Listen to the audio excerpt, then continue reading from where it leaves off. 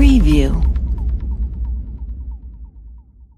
Employee told police they did not count kids who were in the van. Orlando area high temperatures were in the 90s on Monday. CNN. A Florida daycare center employee is expected to face charges after a 3-year-old boy was found dead in a parked van, police in Orlando said Tuesday. Miles Hill was found on the floor at the back of the van parked at the Little Miracles Academy Daycare Center around 6:30 p.m. on Monday, police told reporters. Police Chief John Mina said authorities believe he had been in the vehicle since around 9 a.m. that morning.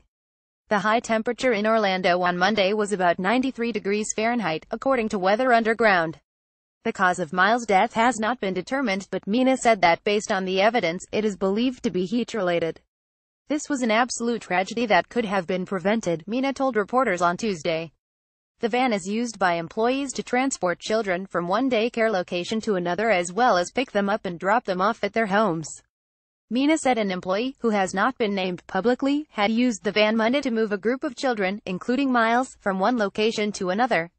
The employee dropped the children off and returned the van to the first location at around 9 a.m. It then sat in the parking lot until police were called later that night. It was unclear whether the employee locked the van after using it. Miles would have turned 4 on August 22. The Little Miracles Academy could not be reached by CNN. Multiple calls were unanswered and the website for the daycare was down. No head count taken. Employees found Miles' body after his grandmother and legal guardian called the center because he was not dropped off at home that afternoon. Family members said employees at the center told them that Miles had not been seen at the daycare center all day, according to CNN affiliate News 13.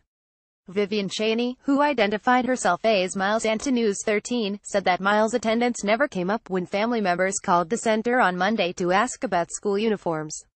There should have been some kind of head count, Cheney told News 13. The employee who drove the van allegedly told police there was no head count of the children when they were dropped off at the second location and staff did not realize Miles was still in the van. Mina said he was unaware of any procedure the academy had for contacting families when a child who was expected at the center did not arrive.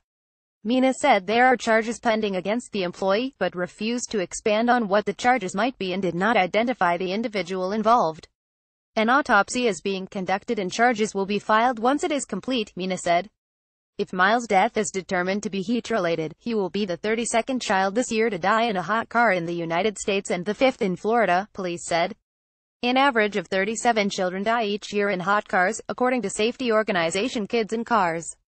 Center closed until further notice. Inspection reports from the Florida Department of Children and Families DCF indicate that Little Miracles Academy has failed to comply with multiple standards for personnel records, supervision and transportation, dating back to 2015. In June 2015, the DCF found that staff had failed to include a signed child abuse and neglect reporting requirements form in its personnel records. According to the department, all child care personnel are required by law to report any suspicions of child abuse, neglect or abandonment. In March 2017, the department found that staff were not within sight and hearing of the children during nap time. In July, the department said the facility's transportation log failed to include multiple required elements, including destination and arrival times and locations. Mina told reporters Tuesday that the DCF is conducting an operational investigation of Little Miracles Academy in response to Miles' death. According to a tweet from News 13 reporter Jerry Hume, a note has been placed on the doors of Little Miracles Academy that says closed until further notice. CNN's Tina Burnside and AJ Willingham contributed to this report.